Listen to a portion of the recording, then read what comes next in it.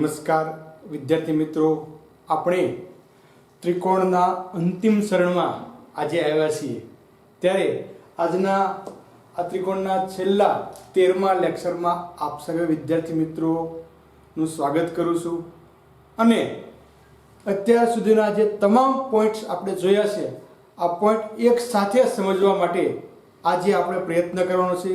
જે વિકલ્પ સ્વરૂપે આપણે જોઈએ તો કોઈ પણ દાખલો શોર્ટ કઈ રીતે ગણી શકાય અને તેના દ્વારા આપણે કઈ રીતે જવાબ મેળવી શકીએ, આ બાબતની આજે આપણે ચર્ચા કરવાના છીએ. તો લગભગ 90% દાખલા જે છે એ આપણે જ્ઞાન, સમજ અને કૌશલ્ય પૈકી જ્ઞાનના હોય છે, જેનો આપણને કોઈ પણ બાબતના આપણને એના નિત્ય સમૂહ અથવા સિદ્ધાંતો જાણતા હોય તો તાત્કાલિક જવાબ મળી જાય છે. તો એ રીતના દાખલા સમજવા માટે આપણે પ્રયત્ન કરીએ. આજે આપણે વિકલ્પ જોઈએ છીએ, અથવા તમારા ગણિતમાં જે પ્રથમ 16 માર્કનો જે પોઈન્ટ આવે છે, ટૂંકા પ્રશ્નો, જેમાં વિકલ્પો, ખરા ખોટા, ખાલી જગ્યા, આ રીતના પ્રશ્નો હોય છે. તો એ સંબંધી આપણે જોઈએ છીએ. ત્રિકોણ ABC માં ડી સમાંતર છે BC. ABC ત્રિકોણ છે, ડી BC ને સમાંતર છે, અને કઈ રીતનું છે કે A અને B ની વચ્ચે D બિંદુ છે, A અને C ની વચ્ચે E બિંદુ છે. તો બાજુઓ પર કપાતી રેખાખંડોનો ગુણોત્તર મેળવો. જે રેખાખંડો કપાય છે એનો ગુણોત્તર આપણે મેળવવાનો છે. તો અહીંયા આપણે પ્રથમ સમજવા માટે પ્રયત્ન કરીએ. તો ત્રિકોણ ABC, BC સમાંતર છે D, આ મળી ગયું. હવે જોવાનું છે કે AB ની વચ્ચે D બિંદુ આવશે અહીંયા, અને AC ની વચ્ચે E બિંદુ આવશે.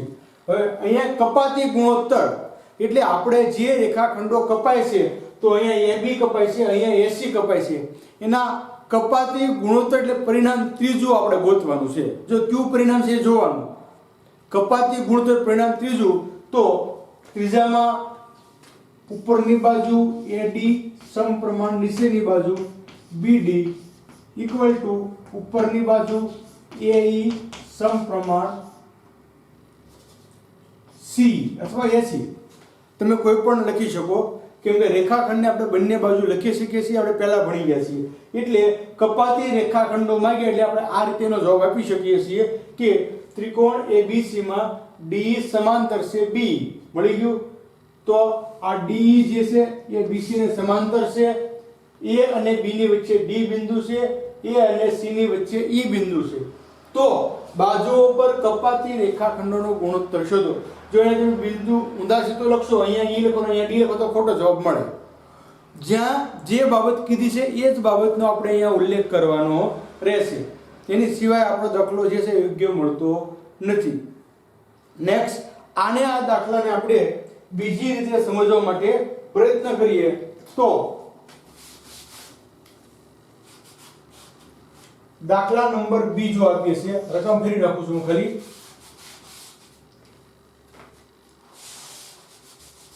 હોય તો હવે અહીંયા તમને આ રીતનું આપેલું છે. હોય તો AD સમપ્રમાણ AB બરાબર AE સમપ્રમાણ ખાલી જગ્યા. તો હવે અહીંયા આપણે જોવાનું છે કે AD સમપ્રમાણ AB એટલે પહેલું પરિણામ, AD સમપ્રમાણ AB બરાબર AE. તો AE ની સાથે આખી બાજુ કઈ આવશે? AC. તો અહીંયા આપણે આ રીતે પરિણામનો ઉપયોગ કરી અને એનો જવાબ મેળવી શકીએ છીએ. પણ મૂળ તમારા મગજમાં એના સિદ્ધાંત રહેવો જોઈએ કે અહીંયા બંને પહેલી બાજુ છે, તો અહીંયા બે પહેલી બાજુ છે, અહીંયા આખી બાજુ, તો અહીંયા આખી બાજુ જ લેવાની. અહીંયા તમે EC લખો તો ખોટું પડે. એટલે જે બાજુ માંગી છે એ જ બાજુ, આખી બાજુ હોય તો આખી બાજુ લેવાની. ત્રણ પરિણામો આપણી સામે છે. પહેલું પરિણામ AD ના છેદમાં AB, AE ના છેદમાં AC, આ પહેલું પરિણામ. બીજું પરિણામ BD ના છેદમાં AB, CE ના છેદમાં AC, આ બીજું પરિણામ. અને ત્રીજું પરિણામ આપણે પહેલા જોયું કે કપાતી રેખાખંડો જે કપાતા હોય એ બતાવવાના રહેશે. આ રીતે આપણે પરિણામનો ઉપયોગ કરી તાત્કાલિક આનો જવાબ મેળવી શકીએ છીએ. માત્ર આકૃતિ દોરો ત્યાં તમને પ્રશ્ન સમજાઈ જશે કે અહીંયા મારે શું લેવાનું છે, મને ખ્યાલ આવી જશે. નેક્સ્ટ ત્રીજો દાખલો આપણે જોઈએ.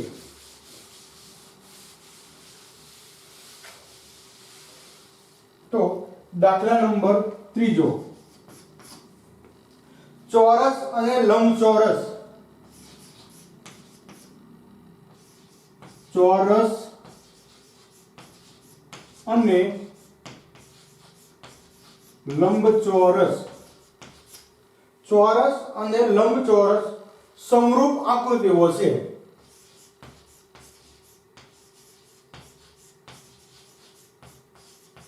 આકૃતિઓ છે. ખરું કે ખોટું? ખરું કે ખોટું? હવે જો બે ચોરસ હોય તો સમરૂપ આકૃતિ કહેવાય, બે લંબચોરસ હોય તો સમરૂપ આકૃતિ કહેવાય. પણ અહીંયા એક ચોરસ છે ને એક લંબચોરસ છે, એની બાજુ કેટલી છે નક્કી થતું નથી. એટલા માટે આ જે આકૃતિ છે એ સમરૂપ આકૃતિ કહેવાતી નથી. એકરૂપ તો નથી પણ સમરૂપ પણ નથી. એટલે આ વિધાન કેવું છે? ખોટું છે. ચોરસ અને લંબચોરસ સમરૂપ આકૃતિ છે. હકીકતમાં ચોરસ અને લંબચોરસ બે સમરૂપ આકૃતિ નથી. જો નથી એમ હોય તો સાચું, ચોરસ અને લંબચોરસ સમરૂપ આકૃતિઓ નથી તો વિધાન સાચું, પણ છે એટલા માટે ખોટું. નેક્સ્ટ ચોથો દાખલો આપણે જોઈએ. તો ચોથા દાખલાની રકમ આપણને આપેલી છે કે ત્રિકોણ DEF, ત્રિકોણ DEF સમરૂપ છે ત્રિકોણ ZXY માં ખૂણો D વત્તા ખૂણો E બરાબર છે ખૂણો F. તો ત્રિકોણ XYZ માં ખાલી જગ્યા ખૂણો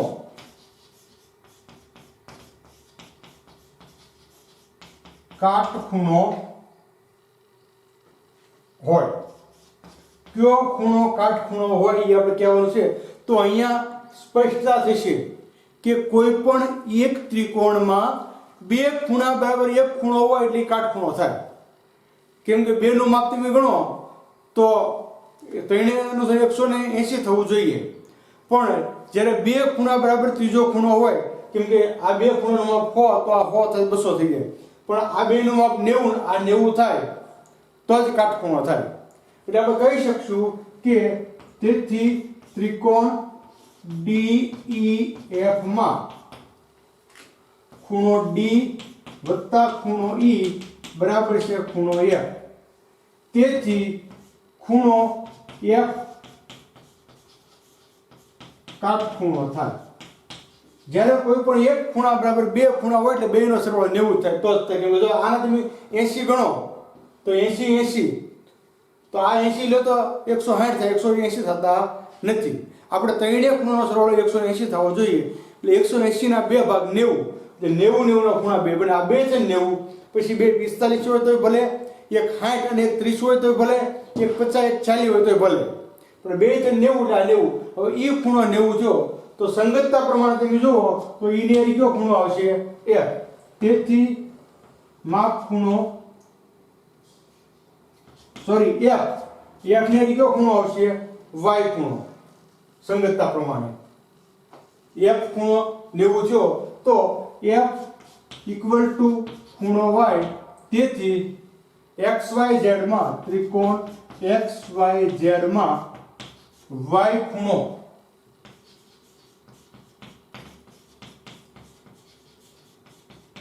કાટખૂણો થાય. ટૂંકમાં જે ખૂણો F સાથે સંગત હોય એ ખૂણો કાટખૂણો મળે આપણને. F સાથે જે ખૂણો સંગત હોય એ ખૂણો કાટખૂણો મળે. તો F સાથે ખૂણો Y સંગત છે, અહીંયા જોઈ શકીએ છીએ F અને Y, એટલા માટે Y ખૂણો છે એ કાટખૂણો મળે.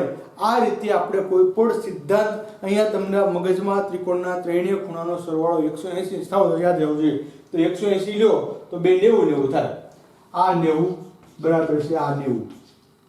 ખ્યાલ આવી ગયો? મેં તો કીધું આ 90 માં પછી આનું માપ ગમે એમ હોય છે. એકનું માપ 1 હોય અને એકનું 90 છે તો આપણે વાંધો નથી.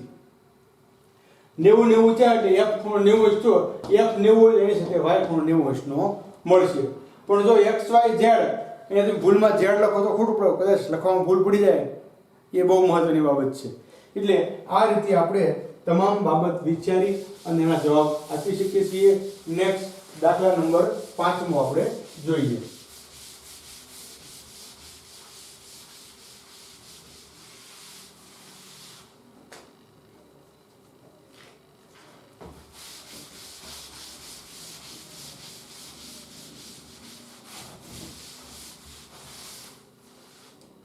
વિકલ્પ 5. જો ટૂંકા વિકલ્પો છે એકદમ શોર્ટ જવાબ મળે છે આપણને, પણ એની ગણતરી આપણે યાદ રાખવાની છે. ત્રિકોણ ABC માં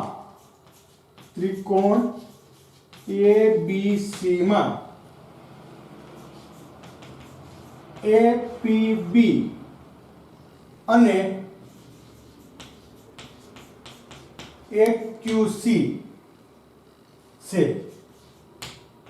જેથી PQ સમાંતર છે BC. અહીંયા PQ આપણને BC સમાંતર છે એમ આપ્યું છે. થાય માપ આપ્યું છે આપણને AP બરાબર 3x, AP બરાબર 3x, ત્યાર પછી AB બરાબર 10, AB બરાબર 10, ત્યાર પછી એવું કીધું છે કે HQ બરાબર 3, HQ બરાબર 3 અને QC બરાબર x હોય તો AP શોધો. જો અહીંયા સૌથી વધુ મહત્વ આકૃતિનું છે. આ દાખલો 2 માર્કનો પૂછે તમારે બધી વિગત લખવી પડશે, નહીતર આકૃતિ પછી સીધું પરિણામ મૂકી દેવાનું, બીજું કાંઈ કરવાનું રહેતું નથી. આપણે ટૂંકી રીતે સમજીએ તો ત્રિકોણ બનાવીએ ABC. આ ત્રિકોણ બની ગયું. A અને B ની વચ્ચે P બિંદુ છે, A અને C ની વચ્ચે Q બિંદુ છે. હવે AP નું માપ છે 3x,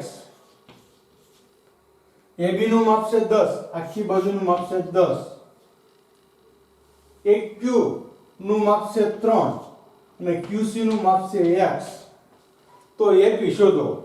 જો અહીંયા આખી બાજુ આપણને આપેલી છે તો અહીંયા આપણે આખી બાજુનો ગુણોત્તર લેવો પડશે. ખ્યાલ આવી ગયો તમને? આખી બાજુનો ગુણોત્તર શું મળશે? તેથી AP સમપ્રમાણ AB બરાબર AQ સમપ્રમાણ AC. હવે તમે કિંમત લખો તો AB નું આખું મૂલ્ય આપેલું છે, AC નું મૂલ્ય નથી, આ બેનો સરવાળો થશે. તો અહીં આપણે લખીએ છીએ તેથી AP બરાબર કેટલા આવશે? 3x છેદમાં AB એટલે 10 બરાબર AQ એટલે 3 છેદમાં AC એટલે 3 વત્તા x. સમજાય છે? આ બેનો સરવાળો AC એટલે 3 વત્તા x અથવા x વત્તા 3 ગમે તે તમે લખી શકો. હવે નિયમ પ્રમાણે આપણે આ પદને અહીંયા લઈ જઈએ એટલે ગુણાકારમાં જશે અને આ પદને છેદમાં લઈ જઈએ તો ભાગાકારમાં જાય. તો એ પ્રમાણે પહેલા આ પદને અહીંયા ગુણાકારમાં લઈ જઈએ છીએ અથવા ભાગાકારમાં લઈ જઈએ. તેથી 3x છેદમાં 10 ગુણ્યા 3 બરાબર 1 છેદમાં 3 વત્તા x. તમને સમજાય એટલા માટે એક સાથે બે પદ લઈ જતો નથી, આ બે ઉડી ગયા. બરોબર? ના ખાલી x વધ્યા. તો હવે આપણે જોઈએ તો કઈ રીતે રૂપાંતર મળશે. આ બેનો ગુણાકાર 3 એકા 3x અહીંયા વત્તા x નો વર્ગ બરાબર 10. જો અહીંયા તમારે નો સમજે એક સાથે બે પદ રૂપાંતર આમે લઈ શકીએ આપણે તો સરળ પડશે. દાખલો કે 3x ના છેદમાં x, 3x ના છેદમાં 3 બરાબર 10 ના છેદમાં 3 વત્તા x. આ ત્રણ ઉડી ગયા. હવે આ બેનો ગુણાકાર થશે તેથી 3 એકા 3x વત્તા x વર્ગ બરાબર 10. તેથી x વર્ગ ઓછા વત્તા 3x ઓછા 10 બરાબર 0. અહીંયા બંનેનું મૂલ્ય આપણે મૂકી દઈએ તો આપણને ખ્યાલ આવે કઈ રીતનું એનું મૂલ્ય આપણને મળી શકે છે અથવા કઈ રીતે આપણે એની ગણતરી કરી શકીએ છીએ. બંને રીતે આપણે એના અલગ અલગ જવાબ મેળવી શકીએ. તો સૌપ્રથમ આપણે હવે x વર્ગ ઓછા 3x ઓછા 10, તો તેથી રૂપાંતર શું થશે? 10 ના ભાગ પાડીને 3 લાવવાના છે. તો x વત્તા 5 અને x ઓછા 2 બરાબર 0. જો 5 દુ 10 મળી ગયા અને 5 માંથી 2 ગયા એટલે 3. તેથી x બરાબર -5 અથવા x બરાબર 2. હવે -5 છે કે બાજુનું માપ હોઈ શકે નહીં. તેથી x બરાબર 2 આવ્યા. હવે x નું માપ 2, તો અહીંયા AP નું માપ શું છે? આપણે અગાઉ જોયું હતું બરાબર કે AP બરાબર 3x બરાબર 2 ગુણ્યા 3 ગુણ્યા 2. તેથી AP બરાબર 6 આપણો જવાબ આવશે. જો આ માઈનસ માપ છે, નહીતર આ તમે લ્યો તો તમને આનું માપ 5 મળે તો 5 થી 15 થાય તો આખી બાજુ કરતા મોટું થઈ જાય એટલે અમથું ન મળે. પ્લસ હોય તોય કદાચ બે જવાબ પ્લસ આવે તો વિચારવાનું કે કયો જવાબ યોગ્ય થાય ને. તમને પ્લસ 5 મળ્યા હોય તો 5 ને તમે 3 વડે ગુણો એટલે 5 થી 15 થઈ જાય. તો આખી બાજુ 10 છે અને અડધી બાજુ 15 ક્યારે નથી, એ હંમેશા 10 કરતા નાની જ થાય. એટલા માટે આપણે 2 નો ઉપયોગ કરવાનો રહેશે 5 હોય તો પણ. એટલે આ થોડુંક વિચારવું પડશે આપણે. એટલે આકૃતિને આધારે તમે તાત્કાલિક ટૂંકી ગણતરી કરી એનો શોર્ટમાં જવાબ આપી શકો છો. મેં 2-3 પદ બધું લખ્યા છે તમને સમજાય એટલા માટે. નહીં તો ડાયરેક્ટ અહીંયા જવાબ મળી જાય કે આ બે ઉડી ગયા 3 એકા 3x અને x ગુણ્યા x એટલે x વર્ગ, તો સીધો હું અહીંયા આવી શકું. પણ એક પદ વધારે લખ્યું પછી આના ડાયરેક્ટ પદ મળે એટલે અવયવ પાડી શકું હું આ રીતના સીધા અવયવ. છતાં મેં એક પદ વધારે લખ્યું છે તમને સમજાય એટલા માટે. તો આ રીતે આપણે કોઈ પણ બાજુનું માપ જે છે એ ખૂટતી બાજુનું માપ પરિણામનો ઉપયોગ કરીને મેળવી શકીએ છીએ. અહીંયા સમાંતર છે એટલે સમાંતરનો સિદ્ધાંત લાગુ પડે, વેધ હોય તો વેધનો સિદ્ધાંત લાગુ પડે, મધ્યકા હોય તો મધ્યકાનો સિદ્ધાંત લાગુ પડે અને કોઈ પણ શરત હોય તો શરત પ્રમાણે સિદ્ધાંત લાગુ પડવાનો રહેશે. આપણે નેક્સ્ટ દાખલા નંબર 6 આપણે જોઈએ.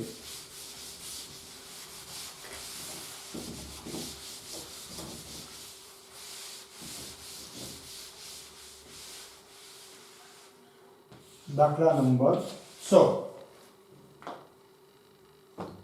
त्रिकोण XYZ समरूप से त्रिकोण PQR.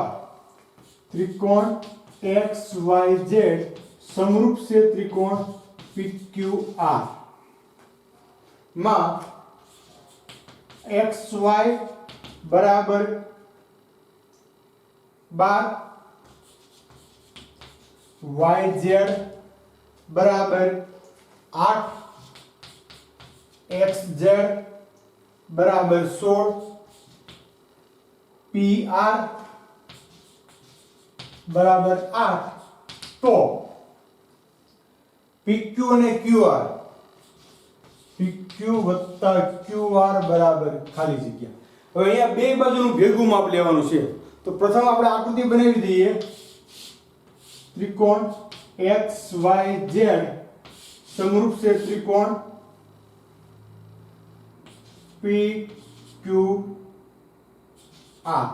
હવે XY નું માપ છે 12, YZ નું માપ છે 8 અને XZ નું માપ છે 16. અહીંયા PR નું માપ છે 8. તો તમને ખબર છે કે સમપ્રમાણતાના સિદ્ધાંત પ્રમાણે કોઈ પણ તમે બે બાજુ લઈ શકો. સમપ્રમાણતાના સિદ્ધાંત પ્રમાણે તમે કોઈ પણ બે બાજુ લઈ શકો. તો XY સમપ્રમાણ PQ બરાબર XZ સમપ્રમાણ PR. એક બાજુ લેવું જેનું માપ આપણી પાસે હોય. જો એક તો PR લેવા જ પડે નહીતર માપ ન મળે. તો XY નું મૂલ્ય કેટલું છે? તેથી 12. PQ નું મૂલ્ય આપણે શોધવાનું છે એટલે PQ ના PQ બરાબર XZ નું મૂલ્ય 16 છેદમાં PR નું મૂલ્ય 8, તો 8 2 16. હવે PQ ને આપણે અહીંયા કરતા બને એટલે 2 છેદમાં જશે. લખી આખું રૂપાંતર કે PQ બરાબર 12 ભાગ્યા 2, તેથી PQ બરાબર કેટલા મળશે 6. હવે PQ નું માપ મળી ગયું. હવે QR નું માપ ગોતો તો ફરી પછી બીજી બે બાજુ લેવાની કે PQ સમપ્રમાણ પહેલું ત્રિકોણ છે પેલું દેવું પડશે XY સમપ્રમાણ છે PQ. તો PQ નું માપ મળી ગયું.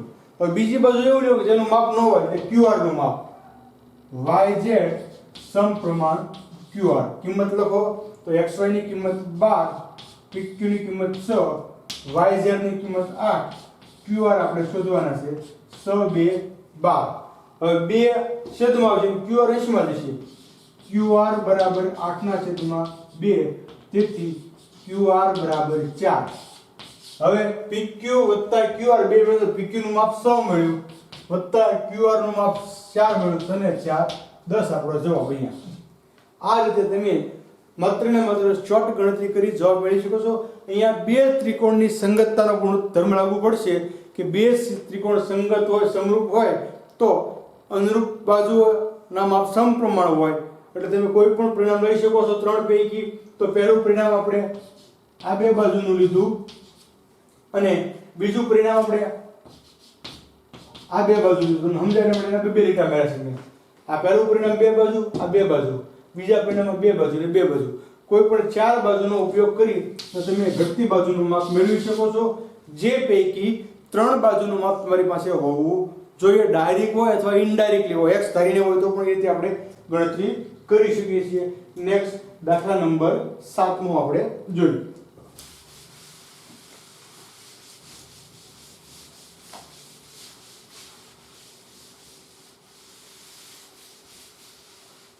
દાખલા નંબર 7. તો 7મા દાખલામાં આકૃતિ આપણને આપેલી છે. આકૃતિ પરથી આકૃતિમાં સમરૂપતાની શરતો જણાવો. અહીંયા જે આકૃતિ આપણને આપી છે આ આકૃતિમાં આપણે સમરૂપતાની શરતો જોવાની છે કે કઈ કઈ બાજુ સમરૂપ મળે છે અથવા કઈ સમરૂપની શરત લાગુ પડે છે. તો પ્રથમ આકૃતિ આપણે આપેલી છે એટલે જોવી પડશે કઈ આકૃતિ આપેલી છે. તો આકૃતિમાં ABC હવે એમાં બાજુનું માપ તમને આપેલું છે. આનું 8, C ખૂણો 60 અને આનું માપ છે 100. ત્યાર પછી PQR એમાં આનું માપ છે 4.5, Q નું માપ છે 80, અહીંયા C નું માપ પણ 80 છે 80 અને QR નું માપ છે 100. તો હવે આમ તમે જોઈ લો તો તમને મનોમન તો ખ્યાલ પડી જ જશે કે બાજુ ખૂણો બાજુ બાખુબા શરત લાગુ પડે છે. પણ કઈ બાજુ સાથે કઈ બાજુ લેવાની એ જોવા માટે આપણે કહી શકશું અહીંયા કે પ્રથમ મોટી બાજુ લેવાની. મોટી બાજુ તો મોટી બાજુ કઈ આવશે AC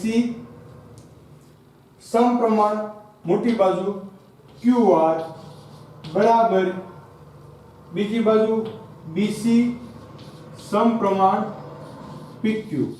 હવે બંનેનું મૂલ્ય લખી દો તમે અને માપ ખૂણો C એકરૂપ છે માપ ખૂણો Q = 80. આ ખૂણો 80 છે આપણે આપેલો છે. હવે AC નું માપ કેટલું છે તો કે 8, QR નું માપ કેટલું છે 100 બરાબર BC નું માપ 100 છેદમાં PQ નું માપ 4.5. હવે આ 4.5 કાઢીએ 10 માં 10 આવશે. ઉડે એટલે તો 4 દુ 8, 3 દુ 6, 4/3 બરાબર ઉડાડો તો 3 દુ 6 અને 15 3 45, હજી ઉડાડો તો 2 2 4 3 5, તો 4 તૃતીયાંશ, બે ભાગ સમાન મળી ગયા એટલે બાજુ આપણને સમપ્રમાણ મળે છે. તો હવે આપણે કહી શકશું કે ત્રિકોણ ABC સમરૂપ છે ત્રિકોણ. જો ABC સમરૂપ છે ત્રિકોણ, અહીંયા આપણે જોવું પડશે કે તમે ABC C ખૂણો છેલ્લે લીધો છે તો એ પ્રમાણે અહીંયા કયું ત્રિકોણ મળશે જોવાનું છે. તો ABC સમરૂપ છે, આ બેમાં હોય ખૂણો છેલ્લે આવશે એટલે ત્રિકોણ RPQ બાખુબા શરત. આપણે આ શરતનું ખાલી કામ છે, સંગતતાનું કામ નથી, પણ છતાં મેં તમને બતાવી દીધી કે સંગતતા પણ આ રીતે મળી શકશે. તો અહીંયા સંગતતામાં જોવાનું કે ABC તમે લખ્યું તો AB અને C બેયમાં છે છેલ્લે ખૂણો આવશે, તો આ બેયમાં હોય છેલ્લે આવે તો Q છેલ્લે આવશે એટલે R પહેલા આવશે, P છેલ્લે Q. આ રીતની આપણે સંગતતા અહીંયા મેળવી શકીએ છીએ અથવા એની શરત જોઈ શકીએ છીએ. શરત ડાયરેક્ટ પણ લાગુ પડે છે, બાખુબા બાજુ ખૂણો બાજુ. અહીંયા અહીં શું છે બાજુ ખૂણો બાજુ, આ બાજુ બે ભાગમાં લેવાની છે, નહીંતર પાછું માપ નહીં મળે તમને. તમે આ બે બાજુ સરખાવશો અને આ બે બાજુ તો આ બેનું માપ એક થઈ જાય, આનું એક નહીં થાય. એટલે ગુણોત્તર તમારે જો કઈ બાજુ સાથે કઈ બાજુ, મોટી બાજુ સાથે હંમેશા મોટી બાજુ ગુણોત્તરમાં આવશે, નાની બાજુ સાથે નાની બાજુ આવે. તો એ પ્રમાણે આપણે અહીંયા બાખુબા શરત જોવા મળે છે. નેક્સ્ટ આપણે 7 પછીનો 8મો વિકલ્પ જોઈએ.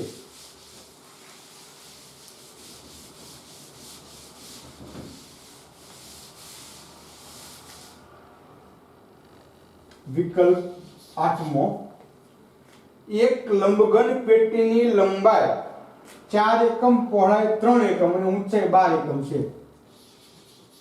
એક લંબઘન પેટીની લંબાઈ 3 એકમ, પહોળાઈ 4 એકમ અને ઊંચાઈ 12 એકમ છે. ઊંચાઈ 12 એકમ છે. તો તેમાં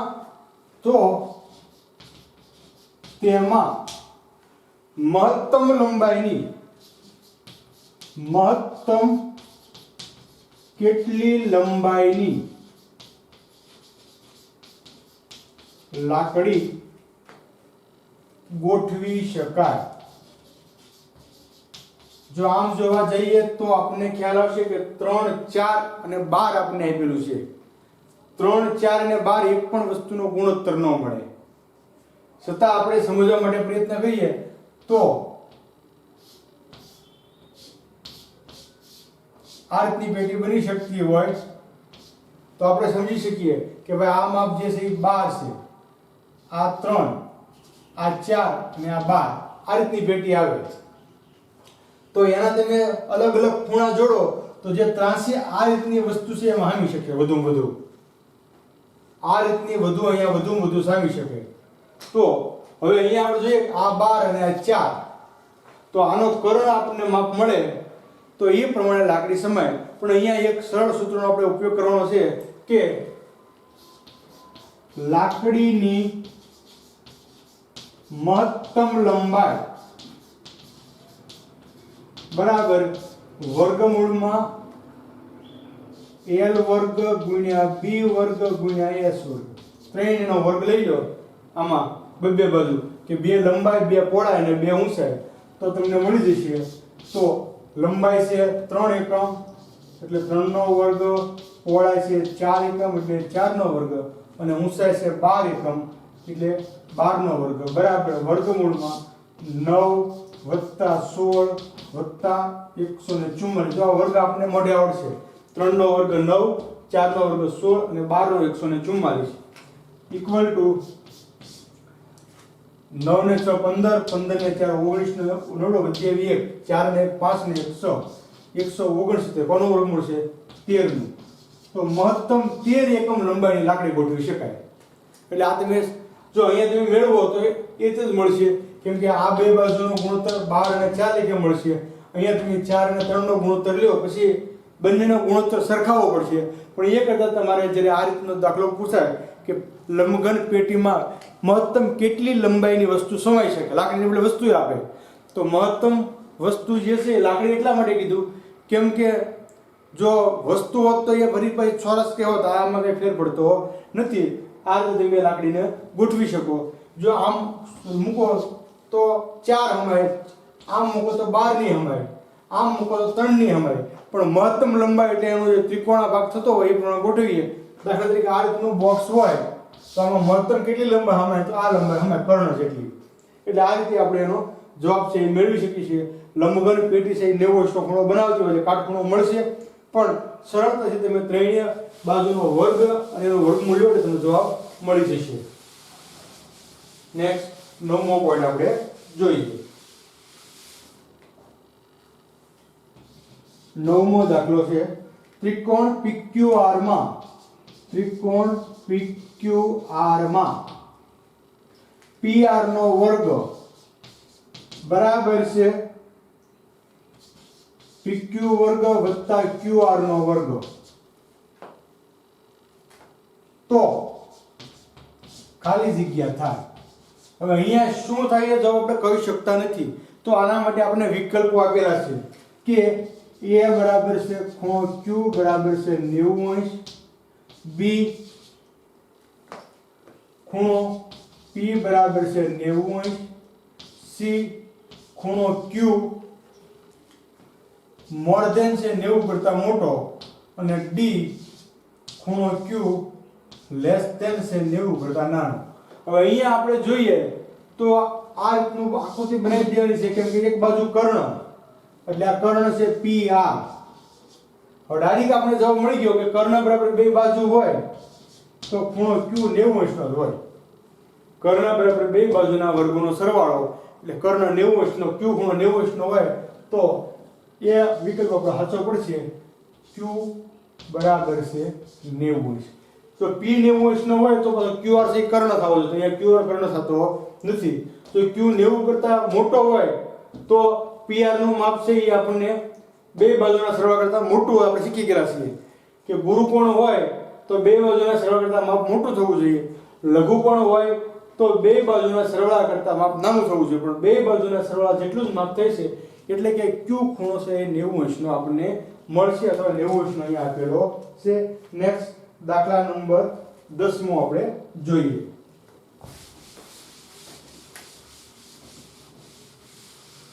જો અલગ અલગ તમામ પ્રકારના વિકલ્પો હું તમારી સામે અહીંયા મૂકું છું કે જેથી કરીને તમને તમામ વિકલ્પોનો સમજાઈ જાય. તો વિકલ્પ 10મો ત્રિકોણની ત્રણેય બાજુના માપ, ત્રિકોણની ત્રણેય બાજુના માપ, ત્રિકોણની ત્રણેય બાજુના માપ નીચેનામાંથી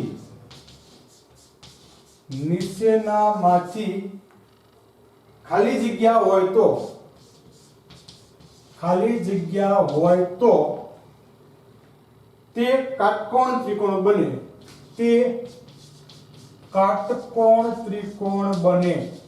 તો અહીંયા આપણને ખબર છે કે મોટી બાજુનો વર્ગ નાની બાજુના વર્ગોના સરવાળા જેટલો થાય તો કાટકોણ ત્રિકોણ બને. તો એ સિદ્ધાંત આપણે જોઈ લઈએ. તો અહીંયા પણ વિકલ્પ આપેલા છે કે એમાં છે 6, 8 અને 12, B માં છે 3, 7 અને 9, C માં છે 7, 15 અને 17, અને D માં છે 7, 24 અને 25. તો આપણે એક પહેલા મોટી બાજુનો વર્ગ લઈ લઈએ. 12 નો વર્ગ 144 બરાબર 6 નો વર્ગ 36, 8 નો વર્ગ 64 એટલે 100. 144 નોટ ઇક્વલ ટુ 100. બે સરખા નથી એટલે આ કાટકોણ ત્રિકોણ નથી. અહીંયા જોઈ લઈએ 9 નો વર્ગ 81, 3 નો વર્ગ 9 અને 7 નો વર્ગ 49. તેથી 81 બરાબર 9 દુ 18 વધી આવી 1 58 નોટ ઇક્વલ ટુ મળે છે બરોબર। ત્રીજી બાજુ લઈ લઈએ 17 નો વર્ગ 289 બરાબર 15 નો વર્ગ 225 અને 7 નો વર્ગ 49। તો તેથી 289 બરાબર 9 ને 5 14 વધી આવી 1 4 5 6 7 વધી આવી 2 એટલે નોટ ઇક્વલ ટુ મળે છે। હવે આ એક તો ફાઇનલ જવાબ મળે છે કાટકોણ થવો છે ત્રણમાંથી ત્રણ તો નથી જ તે।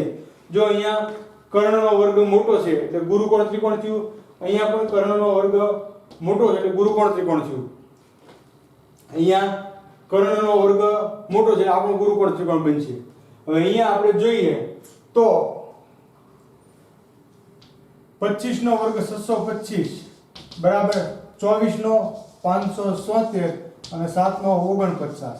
તેથી 625 બરાબર 9 ને 6 15 નો 65 વધી આવી 1 7 ને 6 11 ને 12 નો પૂરો વધી આવી 625 એટલે ડી આપણો જવાબ હસવો પડશે કે ડી જે છે એ કાટકોણ ત્રિકોણનું માપ છે।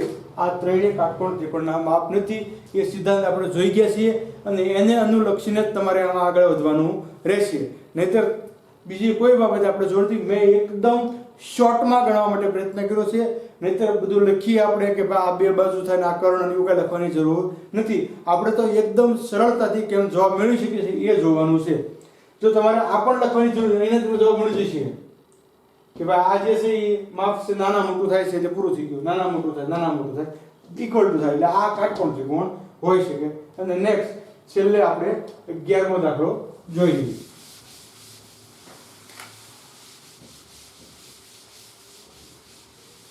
દાખલા નંબર 11મો આકૃતિ મુજબ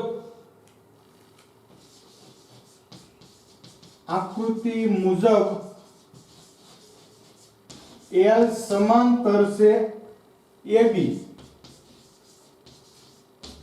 છે કે નહીં। જો સમાંતરનો સિદ્ધાંત આપણે ભણ્યા ત્યારે જોઈ ગયા હતા કે કોઈ પણ બાજુનું માપ તમને ગુણોત્તર એનો મળે સમાન તો એ સમાંતર છે, નહીતર સમાંતર નથી। તો હવે આકૃતિ આપણે જોઈ લઈએ। A B C समांतर से रेखा L આપણે સાબિત કરવાનું છે। અહીંયા બિંદુ P છે, અહીંયા બિંદુ Q છે।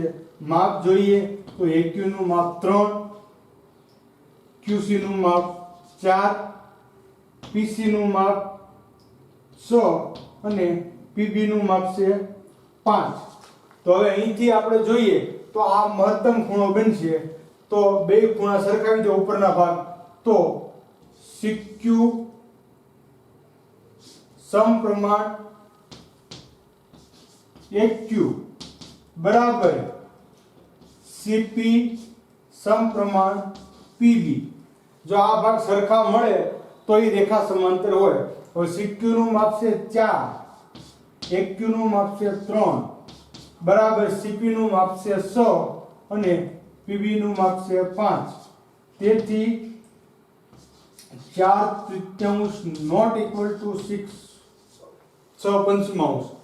તેથી L समांतर AB નથી અથવા રેખા L એ AB ને સમાંતર નથી। તો બે ભાગ સરખા મળે તો સમાંતર છે એ આપણે અગાઉ શીખી ગયા છીએ। તો આ રીતે દરેક વિકલ્પ મેં અહીંયા તમારી સામે રજૂ કર્યો, આપણે શીખ્યા છે એ તમામ રીતના, અને એ પ્રમાણે તમે બીજા દાખલા ગણવા માટે પ્રયત્ન કરજો। અને અહીંયા આપણે ત્રિકોણને વિરામ આપીએ છીએ, છતાં એની ક્વેશ્ચન તમને કોઈ પણ બાબતની મુશ્કેલી પડે તો તમે ચોક્કસ મારું ધ્યાન દોરો, શીખવા માટે પ્રયત્ન કરો। વિદ્યાર્થી મિત્રો, મેં તમને અગાઉ પણ વાત કરી કે આ પ્રકરણમાં કુલ 5 પ્રમેય છે, જે પૈકી આપણે 2 પ્રમેય ત્રિકોણનું ક્ષેત્રફળ અને પાયથાગોરસનો પ્રમેય આ 2 પ્રમેય પાકા કરવાના છે। ફરજિયાત આ પ્રમેય તમે પાકા કરી નાખજો, કેમ કે મેં તમને વાત કરી હતી કે 2 માંથી કોઈ પણ એક પ્રમેય તમારા 100% પૂછાય છે। શરૂઆતમાં 5 માંથી 2 પૂછાતો, જે તમારા 30% અભ્યાસક્રમમાં તમારા 3 પ્રમેય દૂર થયા છે। એ પ્રમેય આપણે સમજ્યા છીએ, પણ માત્ર આપણે 2 પ્રમેય પાકા કરવાના છે। ત્રિકોણના ક્ષેત્રફળનો પ્રમેય 6.6 અને ત્રિકોણના પાયથાગોરસનો પ્રમેય 6.8 આ 2 પ્રમેય તમારે પાકા કરવા ફરજિયાત છે। એટલે હજી કોઈ વિદ્યાર્થી પાકા ન કર્યા હોય તો ફરજિયાત પાકા કરી નાખો. એને ટૂંક સમયમાં હું એની ટેસ્ટ લઈશ. અહીંયા આપણે આ પ્રકરણને સંપૂર્ણ ન્યાય મળે આ રીતના તમામ પોઈન્ટનો અભ્યાસ કર્યો છે. છતાં હજી તમને કોઈ મુશ્કેલી હોય તો શીખવા માટે સઘન પ્રયત્ન કરો. પ્રયત્ન કરશો તો જ તમને એનું પરિણામ મળશે. એટલે ખાસ દરેક વિદ્યાર્થી મિત્રો નોંધ લે અને વધુમાં વધુ મહેનત કરે એવી અભ્યર્થના સાથે ખૂબ ખૂબ ધન્યવાદ.